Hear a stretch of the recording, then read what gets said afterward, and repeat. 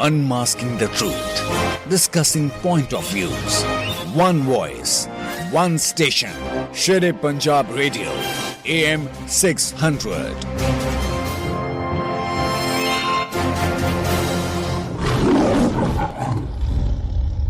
हाँ जी। पहले तो डॉक्टर अजय बुल्हारा जी, आपका बहुत बहुत शेरे पंजाब रेडियो में आपका बहुत बहुत स्वागत है जी। बहुत बहुत धन्यवाद और आपके श्रोताओं को मेरा प्यार भरा नमस्कार जी। डॉक्टर अजय बुल्हारा जी, मेरे को सबसे पहले ये बताइए, क्योंकि ये देखिए ये बहुत अहम बात है कि आप किसानों के आंदोलन के लिए खड़े हुए, उनको सपोर्ट किया, और जहां तक मेरी मालूमात है आपकी पूरी फैमिली वो किसानी से आती है, किसानी के साथ जुड़ी हुई है। लेकिन उसके बावजूद आप एक बहुत अच्छे पद पे काम कर रहे थे। लगभग 22 साल से आप बड़े एक ऊंचे ओहदे पे काम कर रहे थे पंचकुला में। लेकिन किसानों के आंदोलन के रहते हुए आपको उस नौकरी में सस्पेंड भी कर दिया गया। तो इस सारी चीज के लिए हमें बताइए प्लीज, हमारे दर्शकों को या हमारे लिसनर्स को। जी जी जी। मैं श्रोताओं की जानकारी के लिए बता दूं कि मैं डायरेक्टरेट ऑफ एजुकेशन में एज चीफ कोऑर्डिनेटर कार्यरत था और मेरी सरकारी नौकरी करीब करीब 22-22.5 साल की है। और मैं जिस परिवार से आता हूँ, मेरे 4-5 चाचा हैं, पिताजी हैं, हम अभी भी मुख्यतः खेती के ऊपर ही डिपेंडेंट हैं। इस पीढ़ी में आके हम लोगों की पीढ़ी में 1-2 बच्चे की, बल्कि पूरे 17 भाई बहनों में से हमारी 3 बच्चों की नौकरियां लगी हैं। तो बेसिकली पूरी फैमिली अभी भी एग्री बेस्ड है। इस नाते जब ये आंदोलन शुरू हुआ और करीब जून जुलाई के आसपास जब इन कानूनों पे बात शुरू हुई, तो क्योंकि मैं लॉ ग्रेजुएट भी रहा हूँ, तो मेरी बैकग्राउंड लॉ की होने के कारण मेरा वैसे भी इंटरेस्ट था, तो मैंने इनके बारे में पढ़ना शुरू किया कि इसमें ऐसा क्या है। और मुझे लगा कि इसमें काफी चीजें ऐसी ऑब्जेक्शनेबल हैं जो न केवल किसानों के लिए, बल्कि मैं बहुत फ्रेंकली ये कहना चाहता हूँ कि किसानों को बहुत कम नुकसान है, बल्कि जो ऐसा उपभोक्ता कंज्यूमर है जो डायरेक्टली खुद उगाता नहीं है, उसको बहुत ज्यादा नुकसान है आने वाले टाइम के अंदर। तो ये तमाम चीजें बैक ऑफ द माइंड थी। और फिर एक टाइम आया कि मुझे लगा कि मुझे भी आंदोलन के अंदर जाके कम से कम देखना जरूर चाहिए कि जो, क्योंकि मैं चंडीगढ़ बैठा हुआ था, आंदोलन दिल्ली के बॉर्डर पे चल रहा था जी। मैंने डिपार्टमेंट से छुट्टी ली करीब 1 हफ्ते की, और अलोंग विद दैट मैंने स्टेशन लीव भी लेके और मेंशन किया कि मैं इस वक्त कहाँ पे हूँगा। आपको या श्रोताओं को पता होगा कि स्टेशन लीव का एक प्रावधान होता है कि आप 30 किलोमीटर से बाहर जाते हैं तो आप विभाग को सूचित करके जाते हैं कि आप फला जगह पे जा रहे हैं जी। तो इसके दौरान जब मैं टीकरी बॉर्डर पे गया तो मैं my heart was deeply moved to see कि वहां पे 90 साल के आदमी सड़क के ऊपर लेटे हुए हैं, साइड में ही मल त्याग कर रहे हैं, पेशाब कर रहे हैं, मतलब तमाम बहुत बुरे हालात के अंदर। जैसा कि हम टीवी पे जो so called main stream media है उस पर सुनते थे कि भाई वहां तो जलेबियां बट रही हैं, वहां तो पिज्जा खाया जा रहा है। तो मैं देखने तो वो गया था, लेकिन वहां पे ऑल टुगेदर बिल्कुल एकदम अलग तरह की चीज दिखाई दी। तो मैंने उनको वहीं पे एक पत्रकार की हैसियत से, जैसे पत्रकार पूछते हैं, मैंने उनके हालात जानने की कोशिश की और वो मैंने फेसबुक पे लाइव चलाया कि लोग देखें कि असलियत क्या है और जो मीडिया है वो क्या पेश कर रहा है किसानों के आंदोलन के बारे में जी। उसके बाद ये करीब है आपकी 19 जनवरी से 25 जनवरी के बीच की बातें हैं। 2 बार 3 बार मैं गया वहां पे। उसके बाद मैं I went back to Chandigarh और मैंने अपनी नौकरी पे जाके और मैं गया आराम से। 26 तारीख को आपको पता है कि देश के अंदर एक हवा फैलाया गया कि लाल किले पे चढ़ाई कर दी और आपका तिरंगा जो है उसका अपमान, तमाम चीजें हुई। मैंने वो वीडियोस भी गौर से देखी। उन वीडियोस के अंदर मैंने उसको पॉज करके उनके फोटोग्राफ्स लिए, देखा कि ये वाकई जो तिरंगा मुख्य पताका पे फहराता है उसको कोई नुकसान हुआ है क्या, वहां तक कोई पहुंचा है। तो मैंने वो सारी तमाम चीजें डिटेल में लोगों को समझाने के लिए मैंने एक लाइव सेशन फेसबुक के ऊपर किया। वो करीब 40 मिनट का था जी। उसके अंदर मैंने तमाम चीजें रखी और कहा कि लोग जो है वो मीडिया को ना देख के सोशल मीडिया के ऊपर जो एक्चुअल खबरें आ रही हैं, एक्चुअल कवरेज आ रही है, उसको देखें और दिशा भ्रमित ना हो। मैं ये भी नहीं कह रहा हूँ कि किसान ही ठीक है, लेकिन मैं ये भी साथ में बता रहा हूँ कि ये जो खबरें हैं ये पूरी तरह से सही नहीं है, इसमें कुछ न कुछ गड़बड़ है जी, और सरकारों की तरफ से भी है। तो मैंने उस बात को रखा। तो अगले ही दिन करीब ये 27 तारीख को मैंने किया था, 26 की घटना थी, 28 ऑफिस जाता हूँ, ऑफिस से 5:30 बजे तक मैं आता हूँ, और आप यकीन करें कि डायरेक्टर का ऑफिस मेरे से 50 मीटर दूर भी नहीं है, यानी एक ही फ्लोर पे हमारे ऑफिस है। जी। और वहां से मेरा तो है सस्पेंशन मेरे घर पे 7 बजे पहुंचता है, जबकि ऑफिस में कोई बात ही नहीं है।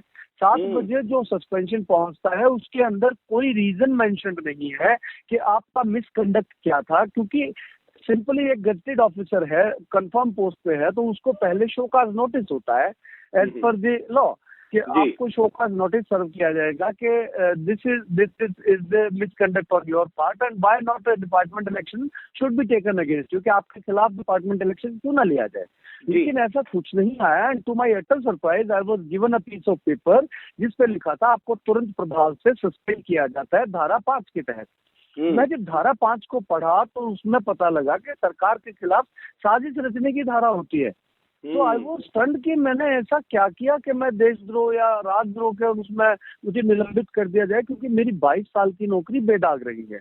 बिल्कुल बेदाग ही मेरी, मैंने डिपार्टमेंट के लिए एक्स्ट्रा ऑर्डिनरी मतलब लीग से हटके एक सिंपल जो कर्मचारी है उसके अलग हटके department I can say that I brought Lawrence to the department, लेकिन मैंने कभी पूरी जिंदगी में उसका कोई बेनिफिट नहीं लिया। मैंने तो आपको मैं बताऊं रंधावा जी कि मैंने आज तक सरकारी विभाग में अधिकारी होते हुए सरकारी गाड़ी और टीएडीए तक नहीं लिया है। मैं अपनी गाड़ी का इस्तेमाल करता हूँ हमेशा। जी जी। इन सब के बावजूद जब आपको अचानक से पता लगता है कि इतनी छोटी सी बात पर, वो भी मेरी किसानी जो मेरा पेट जिससे चलता है, मेरी फैमिली जिससे चलती है, उसका कंसर्न मैंने थोड़ा दिखाया तो मुझे नौकरी से निकालने की धमकी, इससे पहले ट्रोलिंग हो रही थी मेरी असल में कई दिन से। जी सर। तो फिर और वो ट्रोलिंग इस तरह सिस्टमेटिक होती है, आपको बताऊं कि आपने अगर बीजेपी के या मोदी जी के खिलाफ कुछ लिखा तो तुरंत जैसे मक्खियां आती हैं वैसे कुछ लोग आ जाते हैं, पता नहीं कहां से फेक आईडी वाले गालियां देना शुरू करते हैं, आपको जान से मारने की धमकियां देते हैं, और आपकी जो फेसबुक पोस्ट है उसको टैग करते हैं पीएमओ में, सीएमओ में, और आपको डराते हैं स्क्रीनशॉट भेज के। वो पहले से हो रहा था, लेकिन मैं थोड़ा सा अलग नेचर का हूँ, मुझे जो कहना है मैं कहता हूँ। तो इस तरह से वो निलंबन हो गया, और मुझे लगा कि अब तो पानी सर से गुजर चुका है। अगर देश में जहाँ पे हमें अभिव्यक्ति की स्वतंत्रता हमारा संविधान देता है, तो कोई किसी इसी तरह से अगर हमारे ऊपर एक्शन लेगा, तो जो छोटा कर्मचारी है, जो बेरोजगार आदमी है, उसके साथ ये सरकार किस हद तक जा सकती है, उसका गला कैसे घोट सकती है।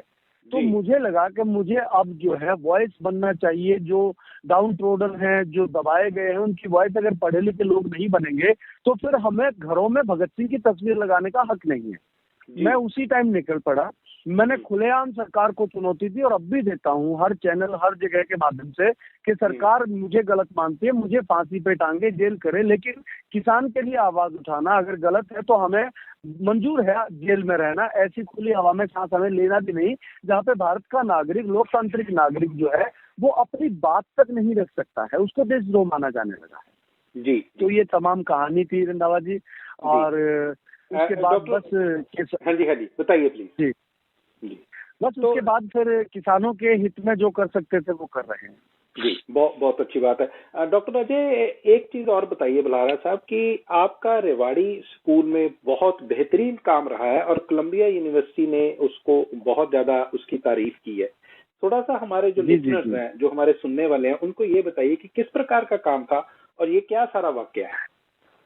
जी रंधावा जी, बड़े आपको हंसी आएगी और श्रोताओं को बड़ा मजेदार लगेगा कि मैं I am very thankful to Modi ji and Khattar sahab. Actually BJP government का मैं बहुत धन्यवादी हूँ। जब गवर्नमेंट हरियाणा के अंदर आई तो मुझे मेरे नेटिव प्लेस से उठा के और 125 किलोमीटर दूर बिना कारण के पटक दिया गया जी। और वो दिन था, आप यहाँ पे होली का फाग का दिन समझते हैं आप, दुलंडी का दिन जो होता है, जिस दिन कोई कार्यालय खुलता नहीं है, उस दिन हरियाणा सरकार ने मुझे अचानक उठा के और 2015 के अंदर और रेवाड़ी के ऐसे स्कूल में पटक दिया जहाँ पे बस तक नहीं जाती थी। ये 2015 मार्च की बात है जी। वहाँ पे मैं जाके देखता हूँ, सरकारी स्कूल है, 163 बच्चे हैं वहाँ पे, पिछले कई दशकों से रंगाई पुताई तक नहीं हुई है, मतलब वो पूरी तरह जिसको हम कहते हैं ना उजड़ा हुआ अबेंडेंड बिल्डिंग है। तो मैं वहाँ गया तो मैंने 15-20 दिन तक मैंने ज्वाइन किए बिना गांव का, आसपास का, ढानियों का मैंने जायजा लेना शुरू किया, and I prepared a blueprint कि अगर यहाँ, क्योंकि वहाँ मुझे एज अ प्रिंसिपल ज्वाइन करना था, in the capacity of a principal. तो मुझे लगा कि क्योंकि शुरू से एजुकेशन, मैं तो अभी मुझे किसान नेता मानने लगे लोग, मैं बेसिकली एजुकेशनिस्ट माना जाता था और मेरी टीवी चैनल्स पे एज एन एजुकेशनिस्ट मैं पैनलिस्ट रहता था। तो उस टाइम पे भी वो चीज थी, तो मैंने वहां पे एक ब्लूप्रिंट बनाया, उसमें काम शुरू किया। एंड यू वॉन्ट बिलीव कि 6 महीने के अंदर it was the very first government school in India जो कि 12 घंटे कॉन्टिन्यूस लगता था, नंबर एक। दूसरा, उसके अंदर 163 से 6 महीने के अंदर 500 बच्चे एडमिट हुए और 500 वेटिंग में थे, यानी 1000 जो स्टूडेंट है वो मैं जुटा पाया। वहां पे प्राइवेट स्कूल जो है उनके अंदर से बच्चों के नंबर घटने लगे। वो स्कूल ब्यूटिफिकेशन के अंदर सीएम का ब्यूटिफिकेशन अवार्ड लिया उसने 6 महीने के अंदर, जो इतनी बुरी बिल्डिंग थी। तो तमाम चीजें उसके अंदर बिल्कुल मिरेकल की तरह हुई, and all thanks to the local community. उस गांव का मंदोला गांव है वो, और उसके अंदर जो बच्चे आते थे, मेरे जो स्टाफ सदस्य थे, सभी ने, it was a team effort. तो वहां पे मैंने एक बेयरफुट कैंपेन चलाई थी, नंगे पांव के, गर्मियों में, मई के महीने में, जब वहां उस तरफ रेत होता है। तो मैंने ये कसम खाई कि जब तक मेरे सरकारी स्कूल में 1000 बच्चे नहीं होंगे। देखिए रंधावा जी, उसी गांव के अंदर प्राइवेट स्कूल के अंदर 2200 बच्चे हैं, उसी समय सरकारी स्कूल के अंदर 163 बच्चे, यानी 200 का आंकड़ा भी नहीं पार कर रहे। तो it was quite disturbing for me कि ऐसा क्या है कि सरकारी स्कूल में इतने हाईली पेड टीचर होने के बावजूद बच्चे नहीं आ रहे, और उसी के 1 किलोमीटर में प्राइवेट स्कूल में 2200 बच्चे हैं। तो मैंने वो बेयरफुट कैंपेन नंगे पांव गर्मी में शुरू की, और घर घर जाके करीब 15 गांवों ढाणियों में एक एक घर में जाके रिक्वेस्ट की, लोगों को पर्चे बांट के आया, उनको समझाया कि मेरे अंदर विश्वास करो, मैं आपके बच्चों को वर्ल्ड क्लास फैसिलिटी दूंगा। और मैंने 6 महीने के अंदर वो करके दिखाया कि हर बच्चे के लिए मैंने ट्रांसपोर्टेशन किया, जिसमें बच्चे का कुछ नहीं लगेगा, 12 घंटे क्लास लगेंगी, 8 तरह के गेम चालू होंगे। तो इस सब से इम्प्रेस होके पता नहीं कैसे कोलंबिया यूनिवर्सिटी तक ये खबर पहुंची, और उन्होंने अपना इंटरनेशनल उनका एक जर्नल निकलता है कैफे डिसेंसस के नाम से। कोलंबिया यूनिवर्सिटी अमेरिका की आप बात कर रहे हैं? जी जी जी, उसके अंदर 2 जुलाई 2015 को करीब 8 पेज का जो मैंने स्कूल डेवलपमेंट का ब्लूप्रिंट तैयार किया था, वो उन्होंने पूरी डिटेल में छापा कि किस तरह से एक आदमी पूरे स्कूल को, पूरे गांव को एक नई दिशा दे सकता है। तो it was wonderful experience for me. तो ये रिवाड़ी का मसला था कि एजुकेशन के अंदर, और वैसे भी मैं डिपार्टमेंट में एज ए ट्रेनर काम करता रहा हूँ। मेरा तो यूएसपी ये है कि मैं लोगों को, मुझे लोग दे दो तो मैं उनको जो समझाना चाहता हूँ, 2-4 घंटे अगर मुझे मिल जाए बात करने के, तो मैं उनको शिक्षा के बारे में कह रहा हूँ कि मैं उनको समझा सकता हूँ कि शिक्षा कैसे। और इस नाते पूरे इंडिया के अंदर मैंने करीब 3,500 से 4,000 वर्कशॉप की हैं, जिसमें 2,000 से ज्यादा फ्री वर्कशॉप हैं जो गवर्नमेंट स्कूल टीचर्स के लिए रही। किसी भी स्टेट में जाए, उन्होंने मुझे बुलाया कि जी यहाँ हमारे सरकारी स्कूल के टीचर इकट्ठे हो रहे हैं और इनको आप सिखाएं, तो मैं बिना किराया भाड़ा, बिना पैसे, खाने का भी खर्चा नहीं लेके हम वहाँ पे फ्री जाते हैं, और उनको ट्रेनिंग से 2 दिन, 3 दिन, 5 दिन देना है वो दे के आते हैं। तो इस तरह मैंने करीब इंडिया के अंदर 5 से 6 लाख लोगों को, टीचर्स को ट्रेनिंग दी अभी तक 22 साल के अंदर। बहुत बहुत बढ़िया। तो ये मेरा काम एजुकेशन में रहा। तो डॉक्टर बल्हारा, इसी में मैं और चीज आगे पूछना चाहता हूँ कि अब मेरे को पता चला है, क्योंकि आप किसानों के साथ जुड़ गए हैं, उनके आंदोलन के साथ, तो मेरे को पता चला है कि आप संयुक्त किसान मोर्चा के साथ मिलके उनको भी ट्रेन कर रहे हैं, एक सेल बना रहे हैं। कोई ऐसी वार्तालाप हुई है उनके साथ अभी तक? देखिए, वो फाइनलाइज अभी नहीं हुआ है। हमने बात की है कुछ नेताओं से, काफी लंबी चर्चा हुई है, और उन्होंने इन प्रिंसिपल एग्री भी किया है कि ये होना चाहिए। लेकिन क्योंकि 40 नेता हैं, आपको पता है, वो बाहर रैलियों में मशगूल हैं, तो उनकी आपस में कोई बात हो के जब तक हमें इस तरह का कोई रिटर्न में मिले, तब तक मैं पब्लिकली ये नहीं कह सकता हूँ कि संयुक्त मोर्चा की तरफ से ट्रेनिंग सेल बन गया है। लेकिन ऑफ द रिकॉर्ड जो जबानी जो बात हुई, उसमें हमें ये कहा गया कि अच्छी बात है, ये तो आप परमिशन के बिना भी लोगों को, क्योंकि लोग जो है, आप देखिए, चाहे वो बीजेपी यानी सरकार की तरफ के लोग हैं या किसान की तरफ के लोग हैं, 99% of the people they hardly know what is there inside the act. एक भी प्रोविजन किसी ने पढ़ा नहीं है। वो चाहे मोदी जिंदाबाद वाले हैं या मोदी मुर्दाबाद वाले हैं, मैं बहुत खुले और बहुत जिम्मेदारी से कहता हूँ, एक भी आदमी को ये नहीं पता कि कानूनों में है क्या। तो मुझे जब ये पता लगा, तो मैंने सबसे पहले ठाना कि बेसिकली तो मैं एक ट्रेनर हूँ, एक प्रशिक्षक हूँ, तो मुझे लगा कि सरकार के लिए काफी कर लिया, अब किसानी के लिए ट्रेनिंग देते हैं। तो मैंने उसी दिन से, डॉक्टर देवेंद्र बल्हारा है मेरे साथ, उनके साथ मिलके पहले कानूनों को पढ़ा, उसकी सारी, क्योंकि मैं बताया कि मैं लॉ के फील्ड से भी रहा हूँ, तो मैंने उसको जाना कि इसके अंदर असल में कुछ गड़बड़ है या यूं ही जो सरकार कह रही है कि विपक्ष ने इसको मुद्दा बनाया है, किसानों को बरगलाया है। तो जब मुझे ये आश्वासन हो गया कि इसमें सच में बहुत बड़ी गड़बड़ियां हैं, जिससे न केवल फसलें बर्बाद होंगी बल्कि नस्लें, पूरा इंडिया जो है वो बर्बाद हो जाएगा। और इसके अंदर ऐसे ऐसे क्लॉज हैं, अगर टाइम थोड़ा और होगा तो मैं एक क्लॉज जरूर मेंशन करना चाहूंगा कि ऐसे क्लॉज हैं कि इंडिया को एक दिन में कोई भी दुश्मन देश जो है वो काबू कर सकता है, हरा के। तो ऐसे ऐसे क्लॉज तो मुझे लगा कि इनके बारे में तो लोगों को बताना पड़ेगा, क्योंकि जो नेता है बड़े लोग वो भाषण देते हैं, उसमें जिंदाबाद मुर्दाबाद ज्यादा होती है और उनमें भी एक्ट नहीं पड़े होते। असल में सच्चाई ये है जी। तो मुझे लगा कि हमें नेताओं की तरह से जिंदाबाद मुर्दाबाद के चक्कर से निकल के लोगों को छोटे ग्रुप्स में इकट्ठा करके और उनको ट्रेन करना चाहिए, एक एक प्रोविजन के ऊपर उनको बात बतानी चाहिए कि ये क्लॉज ये कहता है, ये क्लॉज ये कहता है, और फिर उनके ऊपर छोड़ दें कि वो अपने विवेक से क्या फैसला लेते हैं, किसान की तरफ जाना है या सरकार की तरफ जाना है। तो this is what we started around 1.25 महीने अभी हो गए हैं जिस दिन मैं सस्पेंड हुआ था, उसी रात में निकल लिया था। 1-1.5-2 घंटे के बाद सस्पेंशन मिलने के बाद मैं उसी रात निकल लिया था। फिर हमने अभी तक करीब 17 जिले तो हरियाणा के कवर किए हैं। उसमें कहीं भी जहां भी किसानों का धरना है, कहीं पे पंचायत हुई है, महापंचायत हुई है, सभी के अंदर। और इसके अलावा अब क्या हुआ है कि लोगों को जब ये पता लग गया कि डॉक्टर बुल्हारा इस तरह से काम कर रहे हैं तो उन्होंने अब बुलाना शुरू कर दिया। अब हमने ये किया कि भाई अब हम पंचायतें महापंचायतें नहीं करेंगे, अब हम छोटे बंद कमरों के अंदर बाकायदा वॉलंटियर ट्रेनिंग करेंगे। क्योंकि मेरा ये मानना है रंधावा जी कि आंदोलन जब ऐसी सरकार के खिलाफ हो जिनके पास पैसे की कोई कमी नहीं है, इंटेलिजेंसिया की कोई कमी नहीं है, उनको व्यापारियों के हितों की ज्यादा चिंता है, तो ऐसी सरकार के खिलाफ हमें तैयारी भी उसी लेवल की करनी पड़ेगी। और जब तक ये वैचारिक क्रांति नहीं बनेगी ना, तब तक बात नहीं बनेगी। तो अब हमने लोगों को ये आह्वान किया कि हम 24/7 अवेलेबल हैं, आप हमें बुलाएं, लेकिन अंडर 40 युवाओं को इकट्ठा करें जो कम से कम ग्रेजुएट हों, जो इन कानूनों को पढ़ के समझ पाए, सवाल पूछ पाए और हम उनके क्वेरीज के जवाब दे पाए, लीगली इनकी इम्प्लीकेशन क्या होंगी। तो ये हमने सीरीज शुरू कर रखी है। टारगेट है करीब 1.5 लाख जवान बच्चों को तैयार करेंगे पूरे हरियाणा में। हालांकि हरियाणा से बाहर भी गए, पंजाब के अंदर भी सभाएं की, हिमाचल के अंदर भी सभाएं की, यूपी के अंदर भी की, मध्य प्रदेश में अभी हम लगभग 5 दिन लगा के आए, 30,000 के आसपास लोगों को वहां पे भी मोटिवेट करके आए।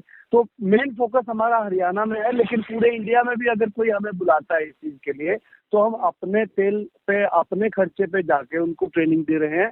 और टारगेट मैंने बताया कि करीब करीब हरियाणा में आप देखिए 7,000 गाँव हैं। अभी हमने ये टारगेट किया है कि 7,000 के 7,000 गाँव में हर गली से एक युवा लेंगे और उन सब को ऐसी एक प्रेशर ग्रुप में कन्वर्ट करेंगे जिनमें हर एक आदमी जो है वो पूरी तरह ट्रेंड होगा, कैसे पब्लिक को समझाना है, कैसे मीडिया को फेस करना है, कानूनों के अंदर क्या गलत है, क्या सही है, क्या चीजें भ्रमित करने के लिए फैलाई जा रही है। ये सारी चीजों के ऊपर हम 4-5 घंटे का सेशन करते हैं। आज भी हमने झज्जर में एक सेशन किया है, कल रोहतक के अंदर 250 वॉलंटियर आ रहे हैं, उनकी ट्रेनिंग कर रहे हैं, परसों और उससे अगले दिन चंडीगढ़ और पंजाब में कर रहे हैं। तो ये काम हमने अभी शुरू कर रखा है। बहुत शुक्रिया डॉक्टर अजय बुल्हारा। अंत में आपको जो तमाम कनाडा में, अमेरिका में, यूरोप में या कहीं में भी भारत में आपको सुन रहे हैं, उनके लिए आपका क्या संदेश है?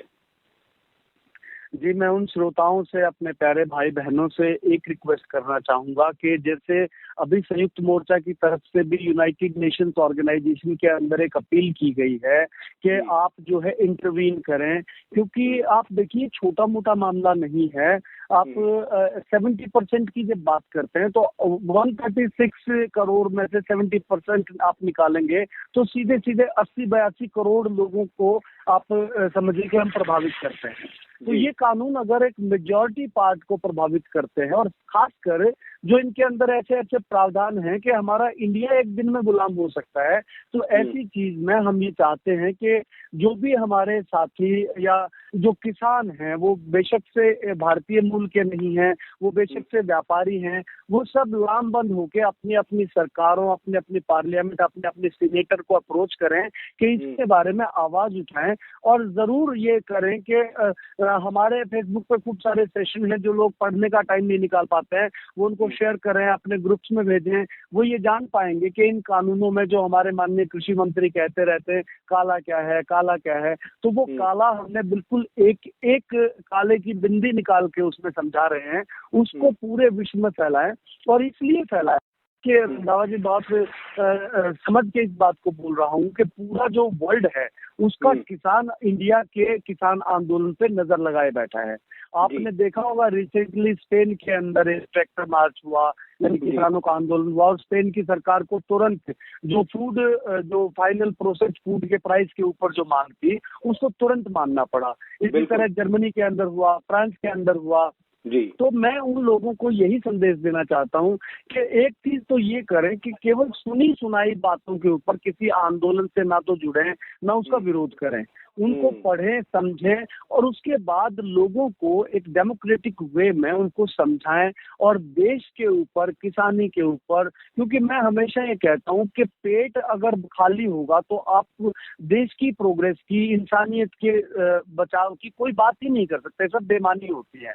तो इसके लिए सारे के सारे मित्र मिलके जिस तरह का भी सहयोग वो दे सकते हैं, उस तरह का सहयोग जो है दें, और इंडिया के हाथ मजबूत करें, इंडिया के किसान के हाथ मजबूत करें कि वो जो है अपनी लड़ाई को जितनी लंबी चाहे हो सके उसको पूरी सशक्त तरीके से लड़ पाएं। और क्योंकि उसके बाद बहुत सारे देश टकटकी लगाए देख रहे हैं कि अगर इंडिया में किसान इस लड़ाई को जीत जाता है, तो मैं दावे से कहता हूं कि बहुत सारे ऐसे कंट्रीज हैं जिनके अंदर किसान को ये लग रहा है कि इस तरह की लड़ाई नहीं लड़ी जा सकती, तो उनको हौसला मिलेगा कि हाँ, अगर इंडिया का किसान जो कि बेचारा दबा कुचला है सदियों से, जो कम पढ़ा लिखा है, अनपढ़ है, वो किसान अगर ऐसी सरकार से टक्कर लेके आंदोलन जीतता है, तो ये जीत न केवल इंडिया के किसान की होगी बल्कि पूरे धरती के ऊपर जो अन्नदाता है उसकी जीत होगी। तो उनको मजबूती प्रदान करें, उनको समर्थन दें, इतनी ही अपील करता हूँ श्रोताओं जी। डॉक्टर अजय बल्हारा जी, आपने शेर पंजाब रेडियो से बात की, आपका बहुत बहुत शुक्रिया। रंधावा जी, आपका भी शुक्रिया, और शेर पंजाब रेडियो का भी शुक्रिया कि उन्होंने मुझे समय दिया कि मैं इंडिया की बाउंड्री से बाहर अपने साथियों से और आपके श्रोताओं से अपने दिल की बात कहता है, उसके लिए बहुत बहुत आभार और शुक्रिया। Unmasking the truth, discussing point of views, one voice, one station, Shere Punjab Radio, AM 600.